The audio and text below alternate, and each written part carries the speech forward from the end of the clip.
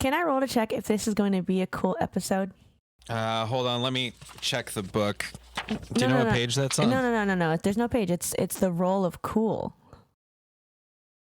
Ugh. I'm Courtney. And I'm Sean. And this is the GM's Toolbox.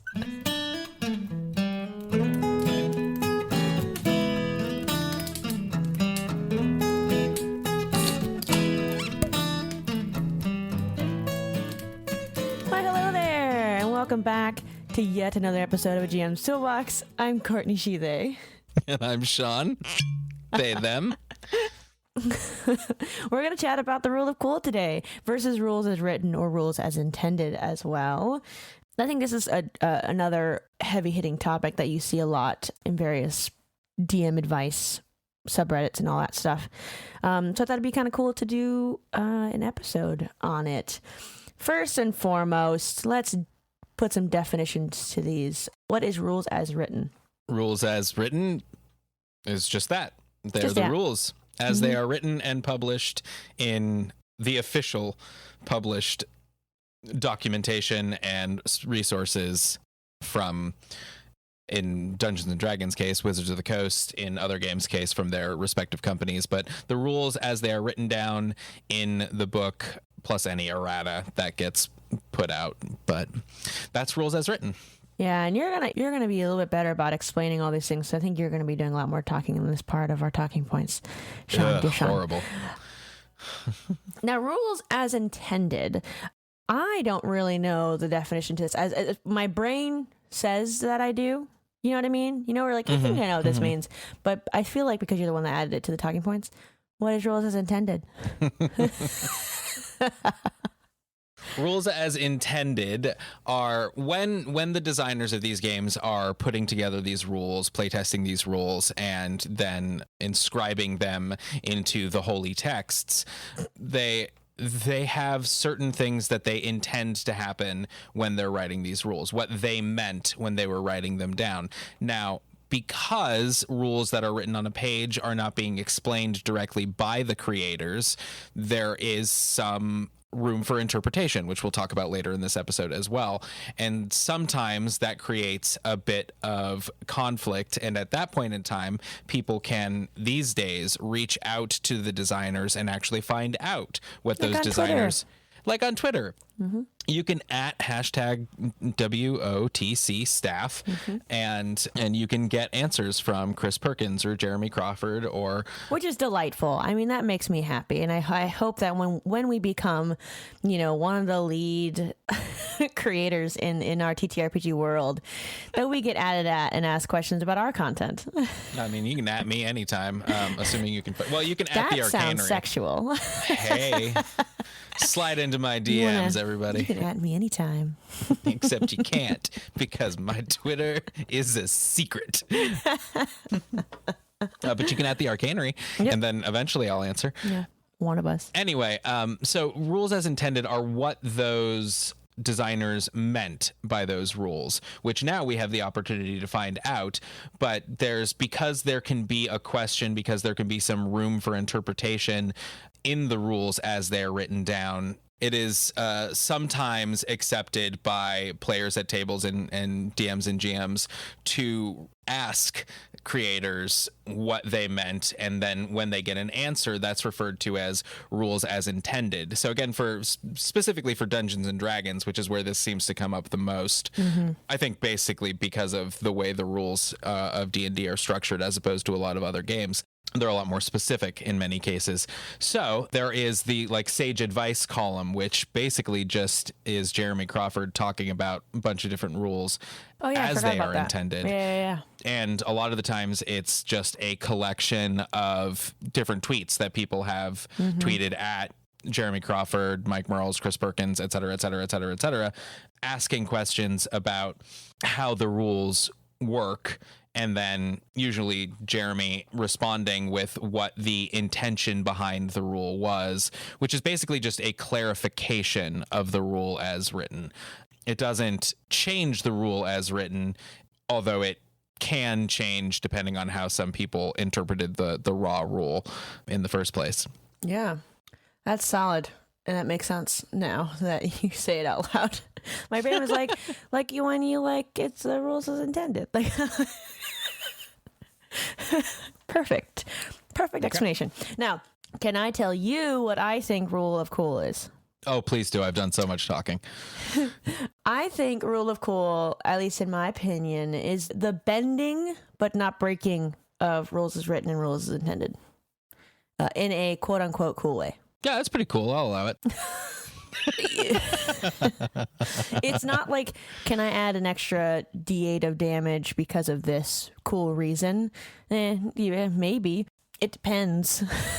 But I feel like the rule of cool is just up to the interpretation of the party, the campaign, the table. That's at least what I think rule of cool is. It's really like, can I do this in a really cool way? And in the process, I know it might not necessarily break, but bend these rules. Like, I only have 30 feet of movement. Can I go 35? But I do this really cool flip in the process, and then I use up my bonus action to do that. It's like, oh yeah, that actually makes sense. Go ahead and do it. Yeah. Can I run and like leap off my friend? You know, I'm a gnome. Can I run up? I'm a gnome barbarian. Can I run up to the Goliath bard and jump off of them so that I can stab this giant in the face?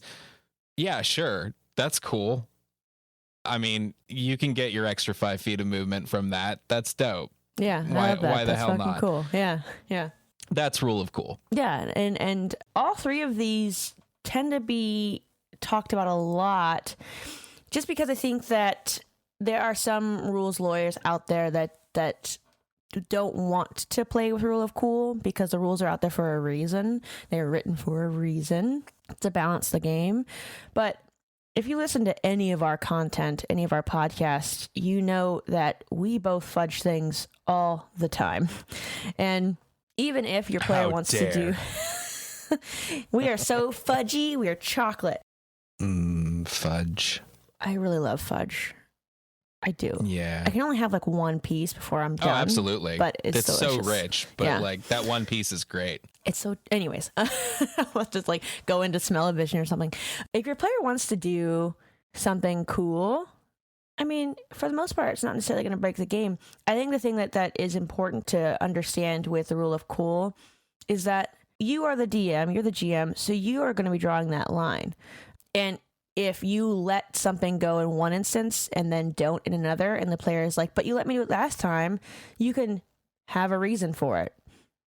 Make it up. Make up a reason that you don't want it to happen this time. And there are plenty of reasons that something could happen where the scenario is different, the terrain's different, the foe is different. There's a bunch of stuff that changes throughout the course of your campaign that could also change what you allow and what you don't allow. Yeah. Ooh, I just thought of... Ooh. Oh. I weird pain in my side. You okay there? Do you want to I wonder what that's from. Stat that? Oh, Jesus. Stat that. Stat that. Doobity bop, ba-doo, bop, bow. Pain in my side. All right. You guessed it. Another one of those vague stat that's. Every now and then I get a pain in my side, and I wonder why that is. And you as a 30-year-old adult, I just think, hope I'm not going to die, and then just continue on with my work. So what is that? What first comes to mind for you, Sean, when you think, what's that weird pain in my side? Tuesday. That's what comes to my mind first. Honestly. Everything hurts all the time. I'm old. Yeah. I'm not old. I'm very young. I am a youthful queer with fresh face and only like 2 layers of bags under my eyes. What comes to mind when you get a pain in your side? Appendicitis. Something or stitches. Something internal though. I was thinking internal, like the player had swallowed something. Yeah, exactly. Yeah, some parasite. I don't parasite. I was going to say that too, and then I was trying to avoid saying the word parasite for some reason. But yeah, some little parasite that has gotten parasites in. Creep me the fuck out. I just don't love it. But we can tote stat a parasite. That sounds like a lot of fun. Yeah. So how did it get, I mean, it was swallowed, or maybe is this like some creature's reproductive type? Yeah, I mean, maybe, yeah, but that's done before. What I think we should do is I think that this is like an assassin's situation where they have like a small vial that has this parasite. I don't know what it looks like. I don't know what it is, but it has a small parasite that you can put onto someone's food. Mm-hmm, and mm-hmm. it instantly blends into the food itself and is easily eaten. That's my first thought. Like, I imagine this like really sick ass looking assassin that has like a cloak of these parasites and like opens one and uncorks it. You want to buy a parasite? And puts that onto the food of who they want to kill. But it's like a slow kill. Like, it's one of those like you got to pay extra for the slow kill. Yeah. Oh, it's great too though, because it's a delayed reaction, so the assassin can have fucked the hell off by the time. So there's no blade in the dark or anything like that. Mm-hmm. Cool. I like that. Now I'm also thinking about in the first Matrix movie when Mr. Anderson declines to assist the agents and they bug him. To track him by that's kind of cool. Forcing a bug. It doesn't go. He doesn't swallow it. They put it in through his belly button because it's even more horrifying. But maybe there are ones that can kill. Maybe there are ones that can track or be used to. What if we're to keep tabs on instead of statting these? I mean, we totally, absolutely, like we can have a bunch of those, but maybe we're statting this assassin that has all these parasites. How do they get them? What is the name of these parasites? Yeah. Who is this person? Who is that masked man? Can we make up 4 different parasites that you would want if you were an assassin that dealt in parasite? Yeah. Because we've got 2 so far. One that kills, a slow burn kill. Mm-hmm. And I want to. I mean, what does it do when it's like weird pain in your side? What is it doing in there? Burrowing its way out. And Constitution saving releasing toxins. Yeah, slowly but surely, as you're being poisoned, you can start to see. I want it to be like big purple blotches, like you were bruised, and it kind of starts in the center and then like flowers its way out, and it's like almost like purple veiny, like yeah. like I like when that. you get bit by a black widow. What does it look like? It looks nasty, but yeah, the color starts to spread through the veins from the bite. Ha! Courtney, why'd you do that? Why'd you do that, Courtney? Courtney, go away! Oh my God! No, if there's ever a time where you stop me from googling, it's then. You tell me then. You say, Courtney, don't do that. Cam, put down the Googles. I said it looked nasty. Don't ever. I would rather have looked at a rat king. It creates a large sore and giant bruise. There's a lot of swelling. It's gross. But yeah, so like it just kind of spreads in that area, and then it goes. That parasite, I think it works its way fast through its body. So by the time you notice those bruises, you're dead. You're gone. Mm-hmm. Yep. As far as mechanically, how would that work? When you get it in your system, is it a guaranteed death? No, I think a player character would get con saves for it. Yeah, but if you saved, it's still in your system, though. I think you would have to make a certain number of successful saves to pass it. Kind of like death save throws. You need 3 successes. And I wouldn't tell them what would they were. Would you ask them throughout the course of like an hour, or would you ask them, can you make 3? Oh, no, I would ask them over time. Yeah. Like, I would draw it out. I'd be like, hey, can you make a con save for me? Why? Just make a con save for me.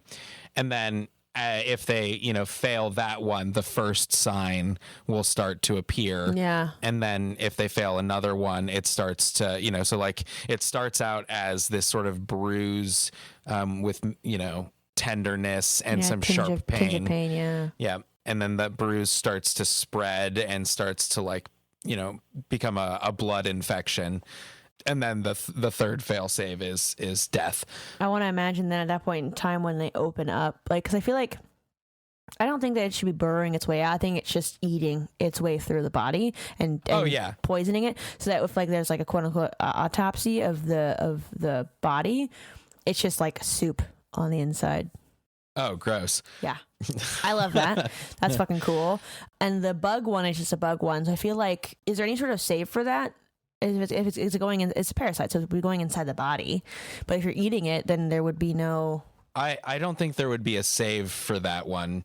Are there things that in D&D specifically that have like? I don't think there are, where you like throw something onto somebody's food and have them eat it. I mean, poison. No, but like to like bug somebody, to follow somebody. Oh. No. Yeah. This I'm thinking of basically like an internal divination focus almost. That's fucking cool. That gives you a ping, maybe not like a clairvoyance spell, or anything like that, but it gives you a GPS locator on it, so you can use a little bit of magic to track, I don't know, some secretion that this parasite has that makes it possible for you to just locate them, and you have to like beep beep beep beep beep beep beep maybe beep beep beep beep. But yeah, maybe these are all mechanical. Sure, like an artificer assassin who's made these little like parasite pellets. The one thing that I'm thinking about is it would have to survive the nom before going down the mastication, before it goes down the gullet. Has to survive mastication and has to survive stomach acid. Yeah. So it would need to, I want to imagine that it would have like a texture of, what I would love for this thing to have is like a sort of shape shifting ability where it can like flatten itself and make itself into like a ball. Like it kind of like goes zoop, zoop, zoop, zoop, where it like a little roly poly. Yeah, a little roly poly, exactly. Where it can like kind of form itself into and like, get in it, like it's like a mode that the artificer can turn on when it starts to get masticated. I feel like that might be able to help it along the process, or like it has some sort of like casing on it that makes it feel like food. Yeah. I mean, also if it's a parasite, it could just be like eggs, and so they're super super tiny, and so you sprinkle like a handful of that's cool eggs like, on it, and that way you up your chances of getting at least one. I like that a lot.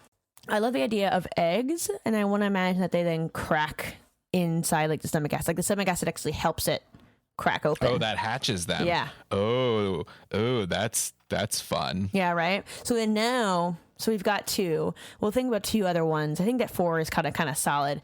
But I want to ask the question, who is this assassin and how do they get these parasites? Yeah. Well, if they are semi-mechanical, it could be an artificer assassin. Yeah. Who makes these little magical things. Oh man, what if it's this like asshole gnome artificer? Or maybe not even asshole, but like smug or very very good at the job, knows their shit, does their shit, and moves on. I'm like trying to think of a good example. Well, kind of like who's the detective in Waterdeep? Oh, yeah. In the my brain has taken, but I know who you're talking about. Yeah. Super confident. But right, that's his shit. He does his shit. He's good at his shit, and there's no like compromise or Deadshot from the DC universe. He's one of the villains.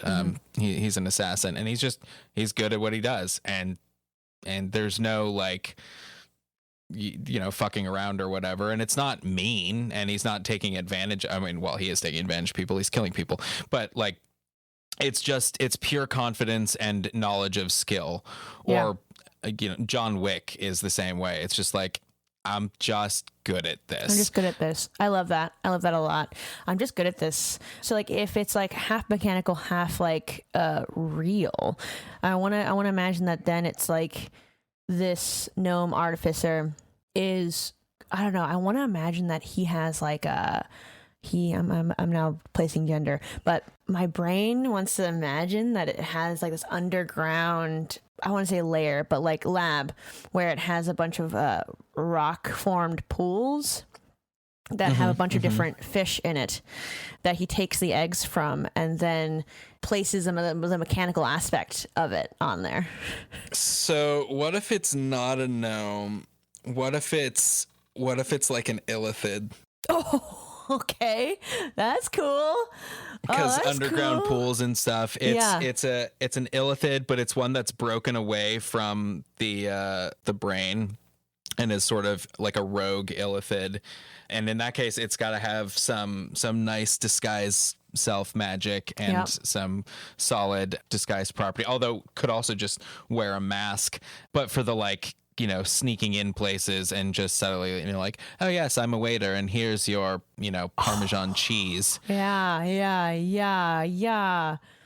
Yo, we're making like a BBEG. I love that. That is so cool. Also, I love the chance to use mind flayers. They're just so much fun. They're a delightful creature. That's awesome. Can they be? This is a weird question. Mm-hmm. Can the eggs be their baby? Or are we still on the fish thing? I don't know how mind flayers. Why are we? Am I the one that always brings up how things fuck? Yeah. Maybe not, but yeah. Oh God.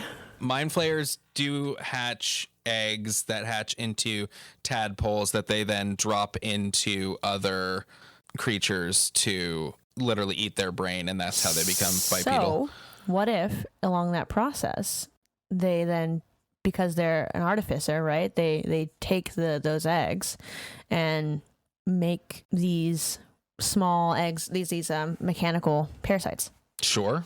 Does that make sense? Little baby Mind flayers. Little baby mind flayers. That's gross. Yeah, this whole conversation is a little gross. But that's cool, right? Or no? Yeah. I mean, no, that's cool. It makes it more totally creepy. Cool. It does. And I mean, one of the things about baby illithids is that they're cannibalistic. They it's super survival of the fittest, and it's just the ones that survive that go through the what's it fucking called? I don't know. It has a word. There's a word that they use for it. But basically when they insert them into the brain of the thing. But yeah, I think that's kind of cool. So they have a bunch of these like pools that incubate the eggs to when they're ready to be mechanically manipulated.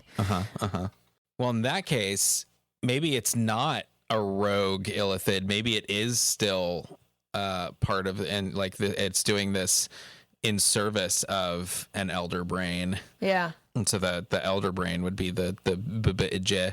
Mm-hmm. Yeah, that's cool. Yeah, all these little pools with all these little like magical filtration systems and all of these weird like, you know, cybernetic things that whenever they lay a clutch, they harvest the smallest eggs from all of the different egg clutches that the whomever lays, you know, the clutch, they harvest all the tiniest eggs and put them through a, you know, magic and mechanical thing to sort of like freeze them almost, and then so that they stay in egg form till they hit that stomach acid. Oh, yeah, yes, that's creepy. Yeah. So then this illithid is just carrying around these various tubes that have the stuff in them. Okay, so let's just do one more type of parasite. What else would you want if you were this illithid? So we've got tracking, we've got murder. Oh, well, what? Let's see. Now it's an illithid. So if I was control. Yeah, that's, you know, because mind control is a big thing that they do in general. So yeah, some sort of like imagine like, because that's fucking cool. Imagine you like ingest this and then you have to make a wisdom saving throw, and then you like snap and you see blackness, and then you take control of a player. Right. So then you can't act like for the next hour, like you're acting as the player and doing the bidding of whatever this illithid needs. Oh, and that's fun too, because they need to. So illithids have to eat an intelligent brain. They eat brains in order to live. So they have to eat one. It's like every week or every month or whatever. It's probably every month. And so this is sort of like those parasites that convince like rats to, because the parasite reproduces in cat feces, so they convince mice and rats to basically go to a place where they can be ate by a cat, so that the parasite can, so it takes over the brain.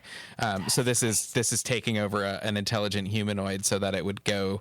It makes it, one of the things they could do with that is, come to me Dracula style and eat the brain Imagine out. that though. That's bonkers. Like you're at a tavern, right? And you eat this delicious food, and then 10 minutes later you get can you make a wisdom saving throw? You fail that. Your vision goes blank. You have no idea where you are, what you're doing, or what you're thinking. You only hear kind of whispers in your brain, kind of in the back, but you don't know what they're saying. On the outside, you then explain to the other players what you're seeing, and you see the other character get up. And if they try to fight you, they turn around and try and slash at you, and they're trying to get away. Terrifying, also so cool. This would be something, if you're going to use this in your game, disclaimer, make sure that your players are cool with that. Taking over make sure you read your table. Taking over a player's character would be a lot for some players. I guess for consent now, Sean, you could totally do that. Oh, I know I can. That sounds fucking cool. And it's there's the feeling of being helpless, but also you're a part of the story, and you're just now you're just kind of reading it and just waiting for things to happen. That's cool. So we've got control, kill, and track. Yep. For this Illithid. Dude, that was from, can we just say, from what's that weird pain in my side? We're monsters. Yes. Yes, we are. All right. Can you go too far with both the rule of cool and rules as written? Oh, I guess, and also rules as intended. Can you go too far with all these things? Short answer, yes. Long answer, it kind of depends on which system you're using. Yeah. And here's the thing, if you're going too far with any one or another of these aspects, especially I think if you go too far in rule of cool, if you're using the rule of cool and if you're basically ignoring or throwing out the rules of the game, maybe that game isn't the right one for your table. Totes. There are plenty of rules light systems out there, or purely narrative systems out there that still have rule structures but totally allow for you to just make shit up and have it work. Yep. So if you're throwing out rules, all the rules or most of the rules all the time, maybe look into switching the system and finding a better one for your table. And at the same time, though, if you're too heavy on rules as written, there are some tables where that's what they want. You want to play exactly by the rules. You need that structure in order to keep going. But remember that all of these, I wish I had grabbed, if I had thought of this beforehand, I would have grabbed the Vampire the Masquerade rule book, core book, has a thing in it for storytellers, which is what they call the GMs in that system.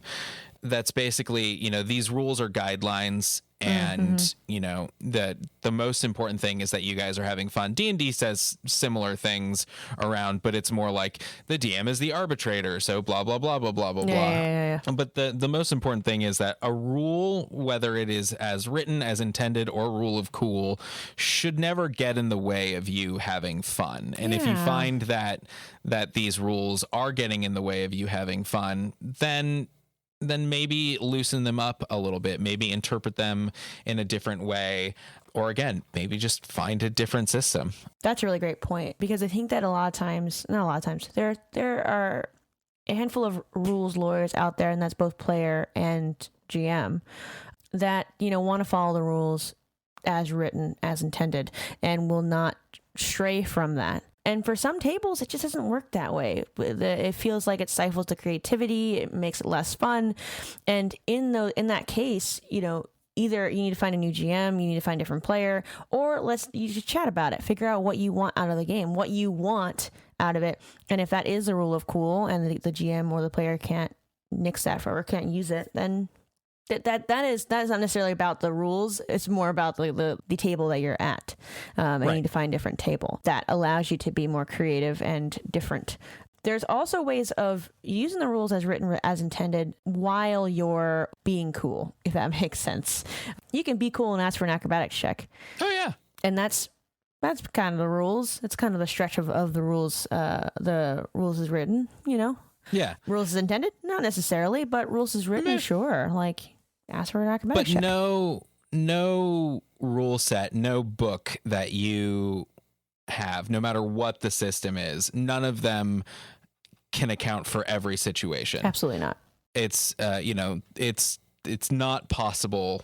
Well, nothing. Well, I'm gonna take a hard stance and say that it is not possible to find a rule for every situation in any book that's out there. How's that for an absolutely non-stance from the Arcanery? I know. I think I agree though. I agree because lukewarm take. Lukewarm take. That's what you get here at the Arcanery. Lukewarm take. Speaking of lukewarm, do you want to smell a vision, a home cooked meal? Oh God. Smell a vision. Smell a vision. Smell a vision. Smell a vision.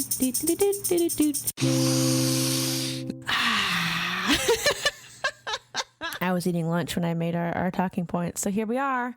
I don't know. I'm not even going to get... Oh, I guess I should because it's the game. Sean, I want some mashed potatoes. And I want some sort of barbecued meat. Okay. And a drink of some kind. Sure. Barbecue meat, mashed potatoes and molasses. Great. Fantastic. So it's been a long day. It's been a hard day at work. You know, your asshole coworker was just driving you crazy all day long. They just, honestly, they just wouldn't do their fucking job. And I'm coming for you, Street Cam. And it's been a long day. You're very tired. You've been annoyed all day, which has just drained you entirely. And you get home and you open the door, and the first thing you smell is butter. Melted butter with a little bit of garlic under it. And then that starchy, fluffy warmth of mashed potatoes hits you. And it's like, Thanksgiving or whatever.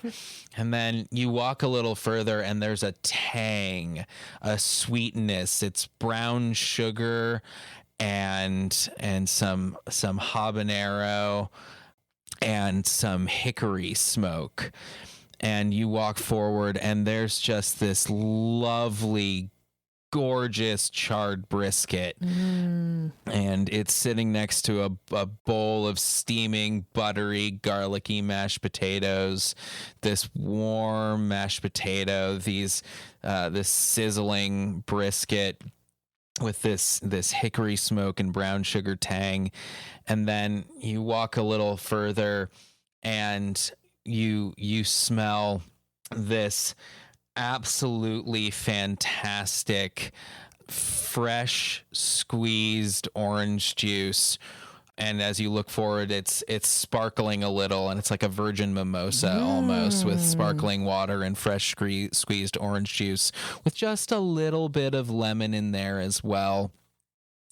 And you sit down and you've got this wonderful brisket, and you crack it open, and as you break it open, the steam hits you, and beyond that tang, beyond that hickory, is just that smell of pure protein. And then you grab a nice warm buttery roll and you cut that open, you slather some mashed potatoes on it, and you look to your side and there's like the burnt ends from the brisket got mixed in with some baked beans, some barbecue baked beans with brisket ends, and you just pile your plate up, you put that brisket on the roll, You take a bite, everything's doing great, and then you look and your partner's there, at the kitchen stove, finishing up some things, washing some dishes, just making sure that you're having a lovely evening. And then you notice that they shift a little bit. Something weird happens as you look up, and it's as if, they were half in movement and you saw the movement, but it looked as if they didn't move. There was a duality for a second. And then you feel a sharp pain in your side. Roll for initiative. Actually, roll a Constitution saving throw, I guess. Oh, that's great. Oh man, that's a really oh man, I really want some barbecue. Let me order some barbecue today. That sounds really good. Well done. Oh, thanks. Well done. All right. What are some examples of rules as written material that can be interpreted differently depending on the person? I wrote this down because I feel like a lot of times when you're playing a game at any given table, you always have like, well, it says this, and I think it means this. And then other players would be like, yeah, that makes sense. And then one player will be like, no, I think it was intended this way. And that's where you get the sage advice. You ask Wizards of the Coast, and you get your answers for the rules as intended. But what are some rules as written material that can be written? I feel like a lot of the spell definitions a lot of times get mixed up and get talked about. Well, one thing that comes to mind, it's not a spell, but especially because it recently got clarified, is the divine smite with unarmed attacks. So as written, it's kind of loose in that, I guess I'll pull up the fucking rule because why not? But the point is that with divine smite, it's specifically supposed to be a weapon attack. So rules as written / even rules as intended, or rather rules as intended / even rules as written with an unarmed attack, you cannot use divine smite. So those two paladin monks out there, theoretically their unarmed strikes aren't available for it. Now, that said, that's been even further clarified by Jeremy Crawford, I believe, that it's not going to break the game. Maybe it was Mike Morrell. Who knows? Who cares? It's not going to break the game if you let a paladin monk use divine smite on their unarmed strike. Yeah. So in this scenario, right, it's saying that the divine smite, it does say it, melee weapon attack. Yeah. Now, that being said, I feel like some people have argued, well, it's not the weapon that's the holy thing, it's me.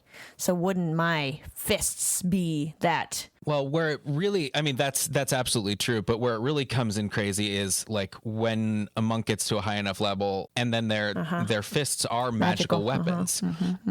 So it's at that point in time, you should already have magic weapons, period. Well, yeah, that's true. But the reasoning, according to Wizards of the Coast staff, is that it's flavor. It's purely flavor. It has nothing to do with game balance or mechanics. It's that flavor of the divine warrior that the paladin is supposed to be with their weapon of goodness or whatever. So it's not going to break your game. It's not going to do anything. Goodness? Yeah, absolutely. It's goodness. The god goodness. of goodness. Goodness. And when you bring down the smite upon your foe, you must say, "Oh goodness." Yep.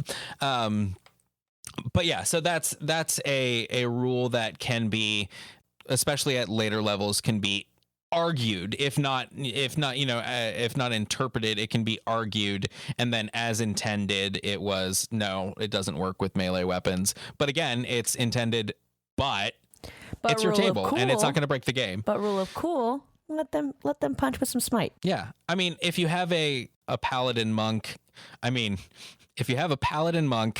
who then at a higher level crits with divine smite, like that they're gonna do so much damage, and it's gonna be cool. Yeah, like it's just gonna be cool to watch them punch this thing out. Delightful flavor with that of crit. yeah, I mean, come on. And And that's cool, and that's where rule of cool comes in handy. It doesn't break the game. It does a shit ton of damage, but it doesn't break your game. But you should know that if that's what you're allowing in your game, you should know that might happen, and you as the GM should think about that.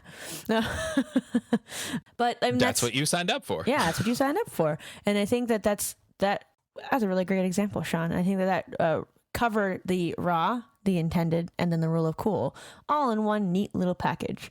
Now, let us see what the fuck the internet wants. What the fuck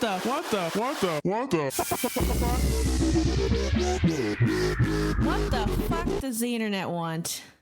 So, I picked this Reddit subpost because I love whenever somebody says that they don't want to do a particular thing. Like, this is how everyone likes to do it. I don't want to do it that way.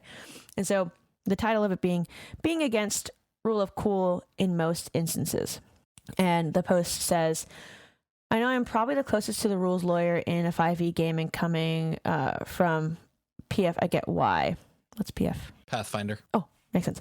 That being said, if the campaign suffers because the DM can't figure out how to balance skill challenges and counters, what's the point of being cool in the moment?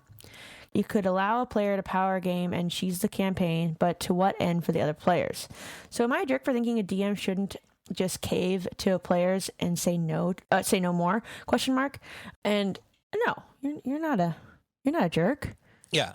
I think that the rule of cool, I think what's so great about getting further and further along as a game master is that you start to, at least in my brain, you start to fudge the rules because you can apply rules to certain things, like asking for various checks to see how that goes, and that is kind of in some ways like an ability check. And if you ask for those things, that's still within the rules, but you feel more comfortable bending the rules as written to fit the campaign that you're in. But that's not necessarily rule of cool. Right. No, that's, like we said earlier, the rules cannot cover every situation because players are smart and, people are smart and they come up with cool shit that doesn't have a rule for it.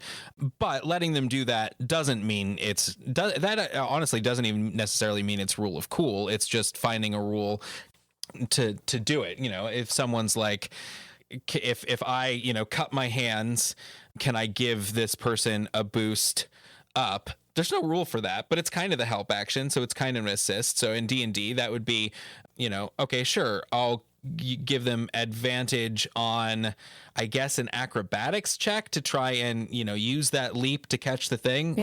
Cool. Give me an acrobatics check at advantage. That's finding a rule to fit the situation. And that's kind of just how the game needs to be played. And like I said earlier, specifically this question is about 5e. Mm-hmm. So with 5e, no, it is, you are not a jerk for thinking that your DM should just let the players do whatever they want. Because like we said earlier, there are other systems that do that. It's, the rules exist to structure the game. So if we're doing just narrative rule of cool, there are other games that are designed specifically for that. Check out the Powered by the Apocalypse system. Mm-hmm. It's still has rules, but it's a lot lighter, and it sits in a lot more, or Forged in the Dark, hell, Cypher system even, although Cypher is crunchier than either of those two games. So you can find a game, and if you really like that crunch, go back to playing Pathfinder. I mean, 5e is pretty crunchy, honestly, and if you want to play at this table, if this is your table, talk to the other people at the table, talk to your DM and be like, hey, I feel like maybe we're not really playing this game. And the point for you I think the point that this person could bring up to their DM is that it is still a game. And while it's cool to be able to do all these cool things, without the structure of the rules, what's keeping this from just being us writing a novel together? I think that's honestly the perfect. Suggesting that you should just find a different rule set is probably the best advice out of this entire episode. I think that's so great because it just makes sense to me. It makes sense that yeah, like if the rules aren't working and you're just doing rule of cool the entire time, what's the difference in just writing a novel together? I love that. I think that makes total sense. If the 5e rule set doesn't work for you and you're constantly using the quote unquote rule of cool, you're not playing 5e. you're playing your own game, and at that point in time, then play your own game, or find a rule set that fits what you want to do, because there are so many games out there, so many rule sets out there that can easily structure your game in a very light and easy to follow way. 5e is pretty crunchy. There are a lot of things that you can do with 5e, but if it doesn't work for you, it doesn't work for you. Yeah. And if you want something even crunchier, there are crunchier games. Yep. Pathfinder is a crunchier game. There are all sorts of options for you. You can go play a rules heavy OSR game. Shameless plug time. We do have a blog series on our website that goes through a bunch of other games and just gives a brief overview of them. So you can go check those out and see what fits. And sometimes it's not just rules, sometimes it's genre, but do remember that while we do a lot of talking about D&D here, there are so many other games out there. And they're all worth at least checking out. And a lot of them are so much fun to play.